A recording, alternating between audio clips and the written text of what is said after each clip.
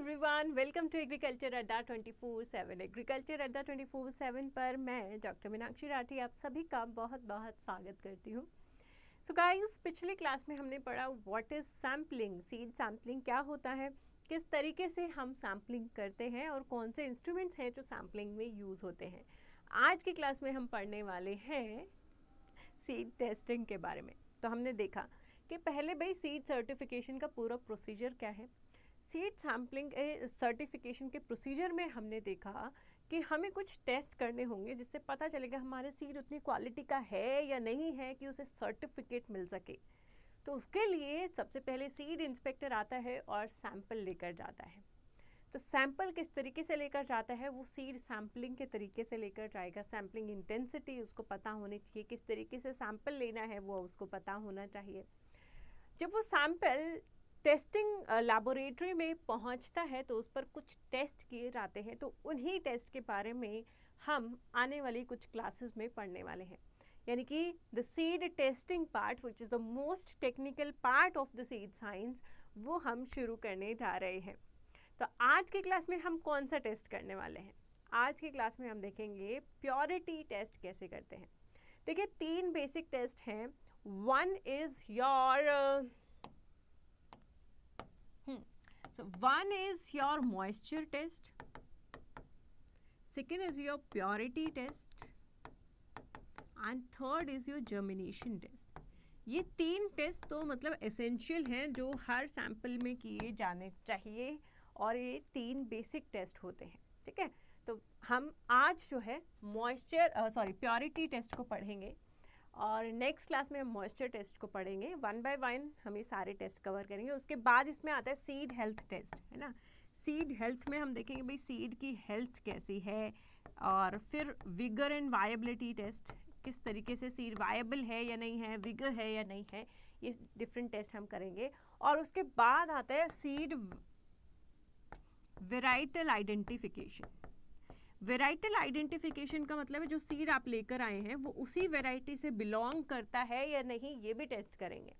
तो ये सारे टेस्ट हैं जो सीड टेस्टिंग के दौरान किए जाते हैं। 1 बाय 1 हम इन टेस्ट को यहाँ पर कवर करेंगे। तो चलिए शुरुआत करते हैं हमारे सेशन की। So if you have not downloaded अड्डा 24/7 ऐप, तो ये ऐप आप फटाफट से डाउनलोड कर लीजिए। इसका लिंक आपके डिस्क्रिप्शन बॉक्स और चैट बॉक्स में गिवन है। जैसे ही लिंक पर क्लिक करेंगे एप्लीकेशन डाउनलोड हो जाएगी। एप्लीकेशन डाउनलोड होने के बाद आपको इसमें गवर्नमेंट, कई स्टूडेंट्स जो है ये सवाल पूछ लेते हैं, राइट। गवर्नमेंट एग्ज़ाम्स में जाइएगा और गवर्नमेंट एग्ज़ाम्स में जाने के बाद यहाँ पर एग्रीकल्चर चूज़ कीजिएगा। तो एग्रीकल्चर से रिलेटेड सब्जेक्ट वाइज क्विज आपको रोज़ प्रैक्टिस करने को मिलेगी। कुछ पावर कैप्सूल्स मिलेंगे जिनको आप रीड कर सकते हैं, 1 लाइनर्स हो सकते हैं। सारे जॉब अलर्ट्स आपको एग्रीकल्चर से related timely up to date यहाँ पर मिलते रहेंगे। डिफरेंट आपकी क्लासेस, वीडियोस, प्लेलिस्ट वहाँ पर अवेलेबल होगी। तो ये सारी चीज़ें आपकी जो है अड्डा 24/7 की एप्लीकेशन पर अवेलेबल हैं। साथ ही साथ अगर आप किसी पेड बैच में एडमिशन लेते हैं तो as compare to website, application के द्वारा आपको थोड़ा एक्स्ट्रा डिस्काउंट मिलता है, क्योंकि एप्लीकेशन में जब आप ये सब्जेक्ट वाइज क्विज प्रैक्टिस करते हैं तो आपको कॉइन्स मिलते हैं। उन कॉइन्स को कलेक्ट कीजिए और जब भी आप किसी पेड बैच में एडमिशन लेंगे तो आपको एक्स्ट्रा डिस्काउंट मिलेगा फ्रॉम दीज कॉइन्स। ठीक है, साथ ही साथ अगर आप यहाँ पर फर्स्ट टाइम आए हैं, यानी कि एग्रीकल्चर अड्डा 24/7 के यूट्यूब चैनल पर फर्स्ट टाइम आए हैं, do subscribe this channel. From 10 AM agriculture current affair से हमारा दिन शुरू होता है और उसके बाद ये कारवा जुड़ता चला जाता है। ऐसा कोई सब्जेक्ट नहीं है जो हम नहीं पढ़ाते, राइट। तो आपको एग्रीकल्चर से रिलेटेड बहुत सारी क्लासेस यहाँ पर मिलने वाली है। आप किसी भी एग्ज़ाम की तैयारी कर रहे हैं तो इस चैनल को सब्सक्राइब ज़रूर करें and press the bell icon ताकि आपको नोटिफिकेशंस मिलती रहें। Going ahead with your batches, so if you are preparing for IFCO, CWC, NABARD, IBPS-FO, तो डिफरेंट बैचेस जो हैं आपके एप्लीकेशन पर उपलब्ध हैं। जिस भी एग्ज़ाम की आप तैयारी कर रहे हैं उस बैच में एडमिशन ले सकते हैं। जो बच्चे डिफरेंट एग्ज़ाम्स की तैयारी एक साथ कर रहे हैं उन्हें डिफरेंट बैचेस में एनरोल करने की ज़रूरत नहीं है।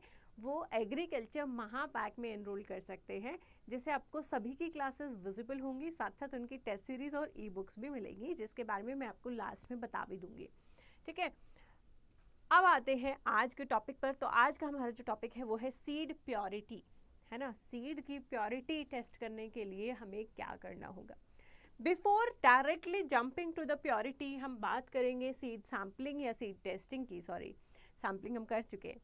तो what is seed testing? Seed testing क्या है? सीड को टेस्ट करना उसकी क्वालिटी के लिए, है ना। अब आपके भी डिफरेंट एग्जाम्स होते हैं, वो किस लिए होते हैं? आपकी क्वालिटी टेस्ट करने के लिए। भाई मैम ने जो पढ़ाया वो बच्चे को याद है या नहीं है, वो रिमेंबर कर पा रहा है नहीं कर पा रहा है, वो कैसे पता चलेगा? टेस्ट में जब वो लिखेगा, है ना। तो आपका टेस्ट होने वाला है या हो रहा होगा। उसी तरीके से सीड का टेस्ट भी होता है कि जो सीड है वो उसकी जर्मिनेशन कैसी है, उसमें मॉइस्चर कितना है, उसके कंटेंट क्या है, वायबल है कि नहीं है। तो ये सारी चीज़ें हमें सीड टेस्टिंग से पता चलती हैं, ठीक है। अब सीड टेस्टिंग के डिफाइंड रूल्स एंड रेगुलेशंस जो है वो आपको फॉलो करने होते हैं, जो कि ईस्टा के द्वारा दिए जाते हैं, which is international seed testing agency. ये भी कई बार एक्चुअली एग्जाम में आ जाता है, सो इसको मेंशन कर लीजिए, इंटरनेशनल सीड टेस्टिंग एजेंसी, ठीक है। इसको हम शॉर्ट फॉर्म में बोलते हैं ईस्टा। ईस्टा के में 1924 या 1924 में आई थी और इसका हेडक्वार्टर जो है ज़ूरिक स्विट्जरलैंड में प्रेजेंट है, ठीक है। तो इसका हेडक्वार्टर, इसका ईयर, इसकी फुल फॉर्म, इससे रिलेटेड अक्सर क्वेश्चन आ जाता है, do remember this. Now coming back to the seed testing. Seed testing is determining the standards of the seed lot. एक seed lot का standard हम पता करते हैं कि अगर आप इसको सर्टिफाइड सीड कह रहे हैं, आप इसको ब्रीडर सीड कह रहे हैं, फाउंडेशन सीड कह रहे हैं, इसकी 100% प्योरिटी होनी चाहिए, 98% प्योरिटी होनी चाहिए, इसकी जर्मिनेशन 80 से ज़्यादा होनी चाहिए। तो सर्टिफिकेशन के अपने रूल्स होते हैं, क्या ये उन रूल्स को फॉलो कर रहे हैं? अगर यस तभी उन्हें सर्टिफिकेट मिलता है, नहीं तो सर्टिफिकेट नहीं मिलता है। तो फर्स्ट इज द, अगर हम ऑब्जेक्टिव्स की बात करें कि भाई हम सीड टेस्टिंग क्यों करें, तो फर्स्ट ऑब्जेक्टिव क्या है? Seed quality. क्वालिटी पता चलती है हमें सीड की, प्योर है कि नहीं है, जर्मिनेशन दे रहा है कि नहीं है, वायबल है कि नहीं है, विगर है कि नहीं है ना। तो ये सारी चीज़ें हमें कहाँ से पता चलती हैं? सीड टेस्टिंग से पता चलती हैं। अब जैसे क्वालिटी होगी वैसा ही तो प्राइस मिलेगा, है ना। तो प्राइस डिटर्मिनेशन में भी इसकी हेल्प हमें मिलती है, क्योंकि क्वालिटी टेस्टिंग से हमें उसका प्राइस क्या रखना चाहिए, किस क्वालिटी या किस स्टैंडर्ड का है या किस क्लास का सीड है। क्या हम इसे सर्टिफाइड सीड कह सकते हैं या फाउंडेशन सीड कह सकते हैं ना। तो उसको एक क्लास का नाम अगर हमें देना है, एक क्वालिटी का नाम देना है या उसका प्राइस डिटरमाइन करना है, तो उसमें भी क्वालिटी टेस्ट जो है वो हमें हेल्प करते हैं। साथ ही साथ इस सीड को कितनी प्रोसेसिंग की ज़रूरत है वो भी हमें टेस्टिंग के द्वारा पता चलता है। जैसे मान लीजिए आप एक किस सीड को स्टोर करना चाहते हैं और उसका मॉइस्चर कंटेंट काफ़ी हाई आ रहा है, तो अगर आप ऐसी कंडीशन में उसे स्टोर करेंगे तो क्या होगा? वो जल्दी ख़राब हो जाएगा, है ना। तो अब हमें पता चल गया टेस्टिंग के द्वारा कि इसमें मॉइस्चर काफ़ी ज़्यादा है, तो पहले हम उसकी ड्राइंग करेंगे, चाहे सन ड्राइंग करें, वैक्यूम ड्राइंग करें, डिफरेंट ड्राइंग मेथड्स होते हैं। तो उससे क्या होगा? उससे आपका सीड जो है ज़्यादा लॉन्ग टाइम तक अच्छा रहेगा, हेल्दी रहेगा, वायबल रहेगा, क्योंकि आप उसको सही प्रॉपर कंडीशन में स्टोर कर रहे हैं। तो आगे उस सीड की प्रोसेसिंग कितनी ज़रूरी है, कितनी उसको स्टोर करने के लिए क्या क्या ज़रूरी है, ग्रेडिंग करने के लिए क्या क्या ज़रूरी है, या वो किस ग्रेड का सीड है वो आपको पता चलता है। साथ ही साथ उस सीड की सूटेबिलिटी है कि नहीं है। सूटेबिलिटी का मतलब जनरली होता है वायबल है कि नहीं है ना, वो सीड बनने के लायक भी है या नहीं है। In the first class of the seed science I told you the difference between the seed and grain, है ना। सीड का जर्मिनेट करना ज़रूरी होता है, सीड का एक प्लांटलेट में बदलना ज़रूरी होता है। अगर वो यही काम नहीं कर पाया तो वो सीड नहीं कहला सकता, है ना। तो उसकी सूटेबिलिटी कितनी है, तो ये सारी चीज़ें ये हमारे ऑब्जेक्टिव में आती है कि भाई हमें सीड टेस्टिंग क्यों करनी है, क्या ज़रूरत है हमें सीड टेस्टिंग की। साथ ही साथ अगर मैं बात करूं सर्टिफिकेशन की, ये बात मैंने आपको सीड सर्टिफिकेशन पढ़ाते हुए भी बताया था, एक एश्योरेंस देता है, फार्मर को एक एश्योरेंस देता है कि ये किसी ने टेस्ट करके हमारे लिए भेजा है, तो ये क्वालिटी का अच्छा सीड होगा और अच्छे सीड से हमें अच्छी पैदावार मिलेगी। वो कहते हैं ना, जैसा बोते हैं वैसा काटते हैं। तो अगर अच्छा बोएंगे, क्वालिटी सीड बोएंगे, तभी तो क्वालिटी हार्वेस्ट हमें मिलेगा, अच्छी पैदावार हमें मिलेगी, है ना। अगर हमें एक सर्टिफाइंग कंपनी है, एक सर्टिफाइंग एजेंसी है जो हमें एक एश्योरेंस दे रही है कि yes we have tested this seed and this seed is a quality seed, तो हमें एक एश्योरेंस मिलती है हमें एक भरोसा मिलता है, एक क्वालिटी सीड मिलता है, जिससे लास्टली फार्मर्स को फ़ायदा होता है, उनकी पैदावार अच्छी होती है, उनकी इनकम अच्छी होती है. So these are like secondary benefits other than the direct benefits. ठीक है, अब हम बात करेंगे आज के अपनी क्लास में सीड प्योरिटी की. जब मैं बोलती हूँ सीड प्योरिटी तो दो चीज़ें दिमाग में आता है, physical purity and genetical purity. ठीक है, फिजिकल प्योरिटी यानी कि देखने में सीड कितना साफ सुथरा है. जैसे मान लीजिए आप एक दाल लोकल वेंडर से लेते हैं जो खुली दाल रखता है अपने कट्टे में, है ना, और एक आप पैक्ड दाल लेके आते हैं टाटा संपूर्ण वाली. इन दोनों दालों की क्वालिटी में आप फ़र्क देख सकते हैं, है ना. उसके थोड़े और बोल्ड सीड होते हैं, खूबसूरत सीड होते हैं, उसमें कोई कंकर पत्थर स्ट्रॉ कुछ नहीं होता, बहुत क्लीन होते हैं जो पैक्ड सीड आते हैं.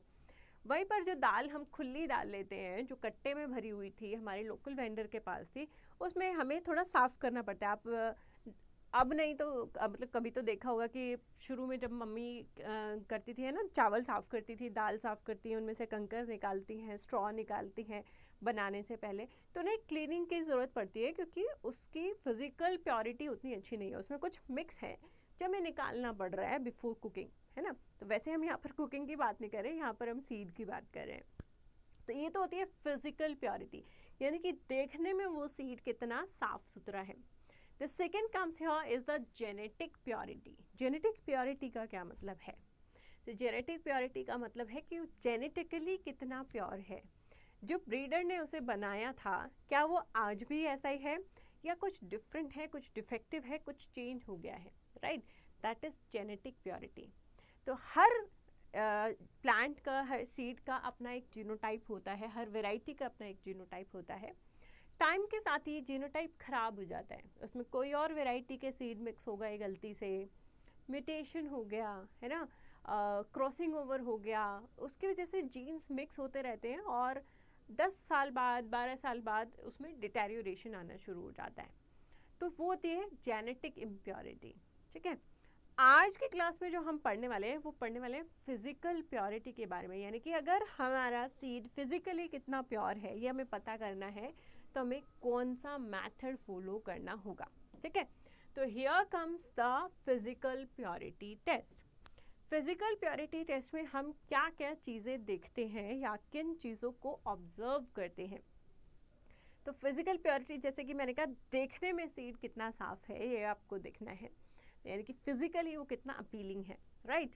तो इसमें हम देखेंगे दूसरी क्रॉप के सीड्स कितने मिक्स हैं. भाई अगर मैंने गेहूं का सीड सबमिट किया है उसमें हो सकता है कुछ हमारे मस्टर्ड के सीड मिक्स हों, है ना, तो ये क्या होते हैं, अदर क्रॉप सीड्स हो जाते हैं, यानी कि दूसरी क्रॉप्स के सीड्स कितने मिक्स हैं.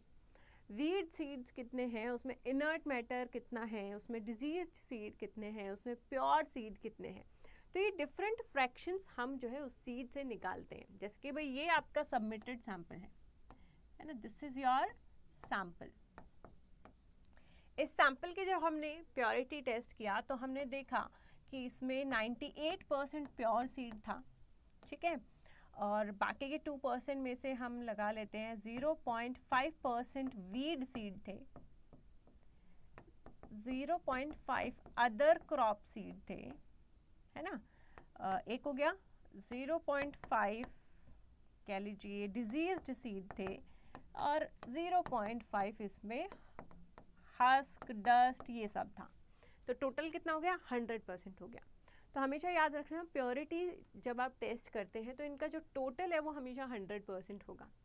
अब देखिए इस सीड की प्योरिटी हमारे पास क्या आई है, 98% आई है, which is good for the certified seed.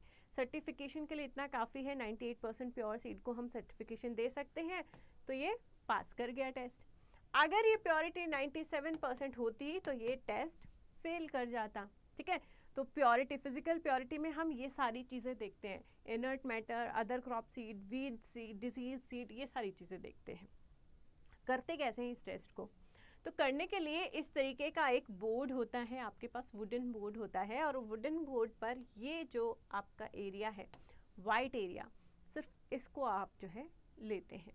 इसके ऊपर एक बड़ा सा लेंस लगा हुआ होता है ताकि आप अच्छे से मैग्नीफाइड वे में उस सीड को देख सकें. आपकी आंखों से कुछ चूक जाए तो लेंस से ना चुके, है ना. तो इसके ऊपर इस तरीके से सीड रखा होता है, लेंस रखा होता है।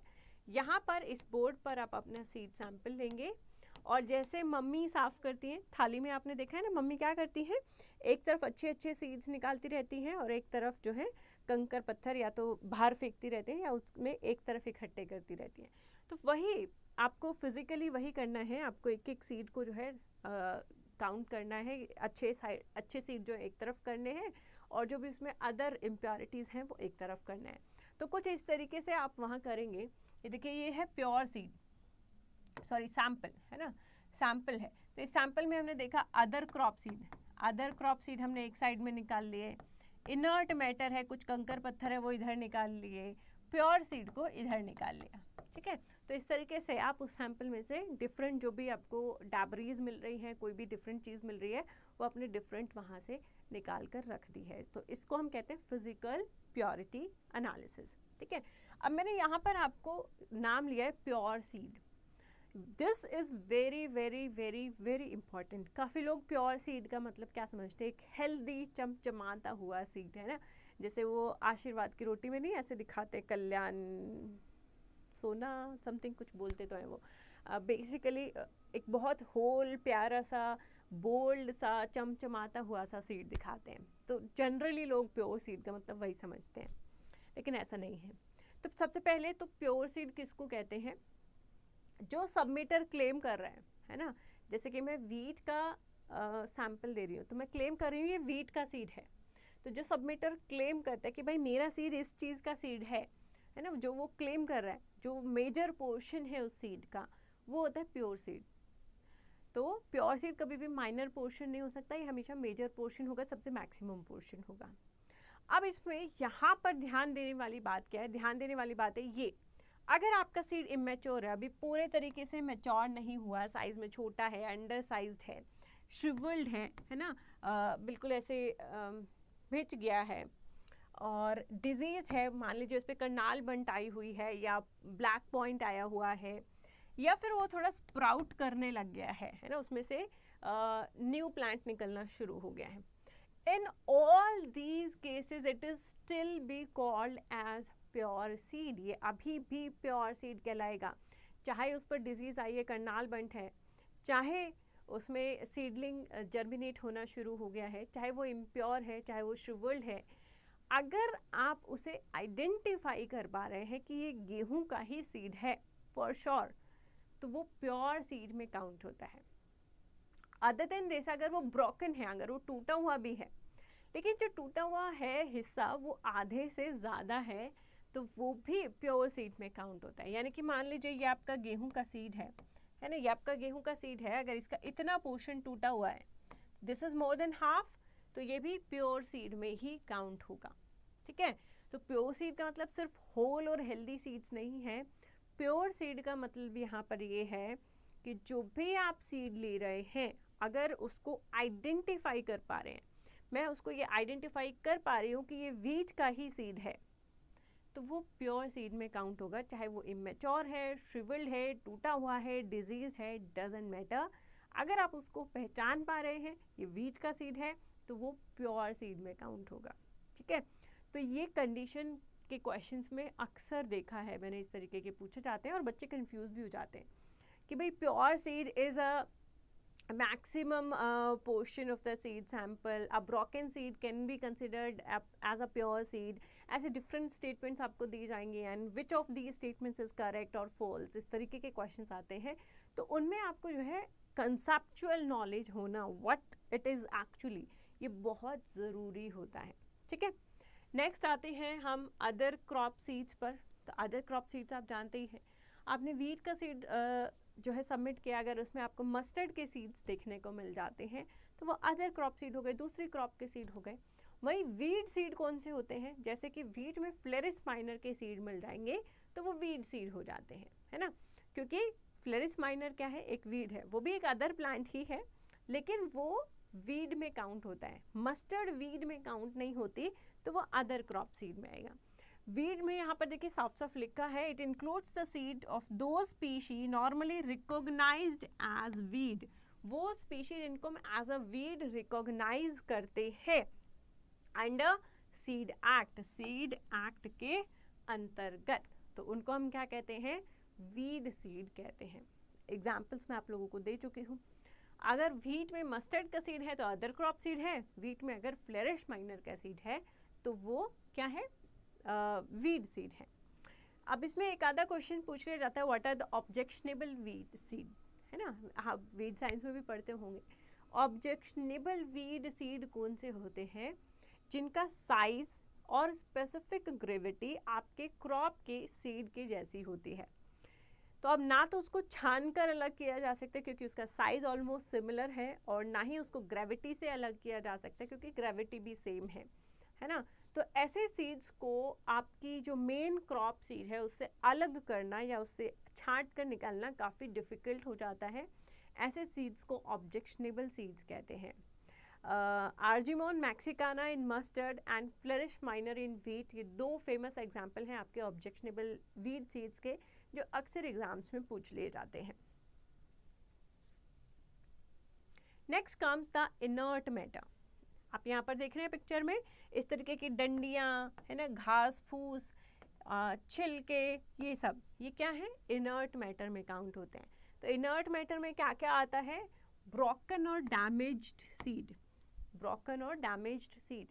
अब आप मुझे यहाँ पर क्वेश्चन कर सकते हैं कि मैम आपने अभी तो प्योर सीड में बताया था कि अगर ब्रोकन सीड भी है, टूटा हुआ सीड भी है, तो वो प्योर सीड में काउंट होगा। तो मैंने वहाँ पर कंडीशन बताई थी कि वो जो ब्रोकन सीड है वो हाफ से ज़्यादा है तो वो प्योर सीड में काउंट होगा। अब अगर आपका ये वीट सीड है और इस वीट सीड के 4 अलग अलग टुकड़े हो गए हैं छोटे छोटे, क्या इतने छोटे टुकड़ों को आप पहचान पाएंगे कि ये वीट के टुकड़े हैं या यूं ही कोई है, कोई चीज़ है? नहीं पहचान पाएंगे ना, यू कैन नॉट आइडेंटिफाई है क्योंकि ये हाफ से कम टुकड़ों में बट चुका है, छोटे टुकड़ों में बट चुका है। तो ऐसे जो पीसेस होते हैं उनको आप इनर्ट मैटर में काउंट करते हो। हाफ सीड से ज़्यादा अगर छोटा सीड है जिसको आप आइडेंटिफाई नहीं कर पा रहे कि ये वीट का सीड है, उसको आप इनर्ट मैटर में काउंट करते हो। एम्प्टी ग्लूम्स जो उसके ऊपर चिपके होते हैं वो soil, sand, chaff, stems, leaves, bark का कोई टुकड़ा आ गया, फ्लावर आ गया, निमैटोड गॉल्स, है ना, गॉल्स जो होते हैं या स्क्लेरोशिया जो होते हैं, है ना, फंगल बॉडीज होती है ना, काली काली फंगल बॉडीज होती है, उनको आप फोड़ेंगे तो उनमें अंदर ब्लैक ब्लैक स्पोर्स निकलते हैं, स्क्लेरोशिया उसको कहते हैं, पैथोलॉजी में आप लोगों ने पढ़ा भी होगा। तो ये सारी चीज़ें, इंसेक्ट्स हैं, मरे हुए इंसेक्ट्स हैं, उनकी टांग है, मुंह है, हाथ है, कुछ भी है, वो सारी चीज़ें क्या किस में काउंट होती है, इनर्ट मैटर में काउंट होती है। मतलब जिसको हम सीड नहीं कह सकते भाई, ना तो अदर क्रॉप का सीड कह सकते हैं, ना वीड का सीड कह सकते हैं, ना प्योर सीड कह सकते हैं, ये सारी फालतू की चीज़ें हैं। तो सारी चीज़ें किस में काउंट होती है, इनर्ट मैटर में काउंट होती हैं। ठीक है, तो आपका सीड जो है इनर्ट मैटर फ्री होना चाहिए, साफ सुथरा होना चाहिए, तभी उसकी फिजिकल प्योरिटी जो है अपीयरिंग होगी। नाउ अब हम इन चीज़ों को कैलकुलेट करते हैं, जैसा कि मैंने बताया भाई बोर्ड पे हर चीज़ को अलग अलग कर देते हैं, फिर उनको कैलकुलेट कैसे करते हैं। Weight of the pure seed, pure seed का वेट लीजिए जो आपने अलग किया था, total weight of the all the component, total weight सभी कंपोनेंट का कितना था, और इनटू 100 कर दीजिए। ठीक है, जैसे मान लेते हैं, ठीक है, मैंने यहाँ पर 10 ग्राम सीड लिया था, 10 ग्राम सीड लिया था, तो टोटल सीड सैंपल मेरा था 10 ग्राम, इनटू 100 लिख लेते हैं, यहाँ पर है ही हमारे फॉर्मूला में। अब इस 10 ग्राम सीड में से कुछ और इनर्ट मैटर निकल गया, कुछ परसेंट ये निकल गया, वो निकल गया। अब मुझे जो प्योर सीड मिला मैंने उसका वेट करके देखा, तो उसका वेट आ रहा था 9.8। ठीक है, तो यहाँ पर हमने लिख दिया 9.8, तो एक 0 से एक 0 कैंसिल हो गई और इसका प्योरिटी कितना आ गया, 98, यानी कि प्योर सीड का परसेंट कितना आ गया, 98% आ गया। ठीक है, अब 98% आ गया यानी कि हमारे पास 2% है जिसमें कुछ और प्रेजेंट है। उस 2% में से मान लीजिए अदर क्रॉप सीड था 1%, है ना, अदर क्रॉप सीड क्या था, 1% था, तो वो कितना होगा, 0.1, है ना, 10 इंटू 100, तो ये 1 से 1 कैंसिल, यहाँ पर क्या आ जाएगा 1%, तो अदर क्रॉप सीड कितना आ गया, 1% आ गया।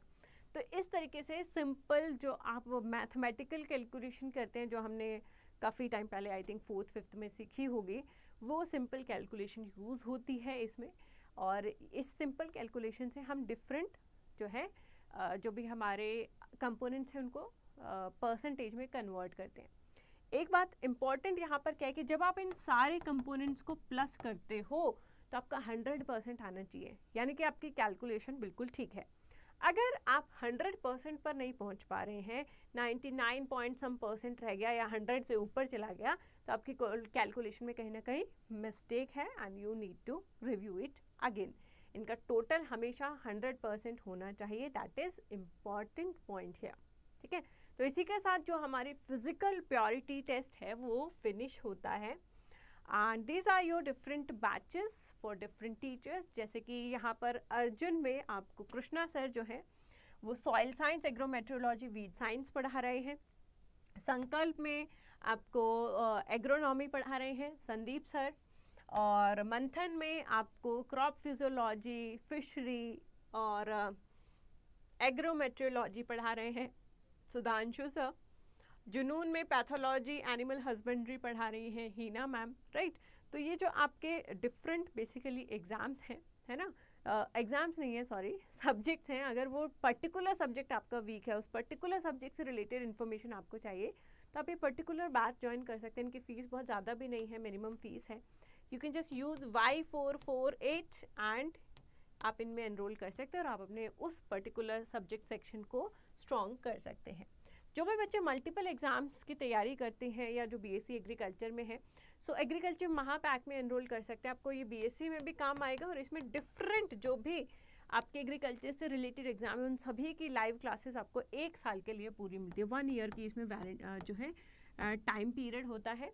फीस 7359 है। अगेन Y448 का यूज़ कर सकते हैं to enroll in these batches to get 77% off. ठीक है, प्रयास क्लासेस का टाइमिंग मैंने यहाँ मेंशन किया है। मंडे, वेडनेसडे, फ्राइडे 7 PM में क्लासेस होती है, जहाँ हम प्लांट साइंसेस के सारे सब्जेक्ट्स कवर करने की कोशिश में लगे हुए हैं। सो क्योंकि कोशिश करने वालों की कभी हार नहीं होती। Do share this session, share कीजिए इन सेशन को जितना हो सके। The knowledge is something that you learn every day, है ना। हर टाइम, हर चीज़, हर जगह पर हम कुछ नया सीखते हैं। तो जितना आप शेयर करेंगे, डिस्कस करेंगे, आपकी नॉलेज में उतना ही इजाफा यानी कि इम्प्रूवमेंट होता चला जाता है। Thank you guys, goodbye, take care. मिलते हैं अपने नेक्स्ट सेशन में, तब तक के लिए अपना ध्यान रखिएगा और खूब सारी पढ़ाई कीजिएगा।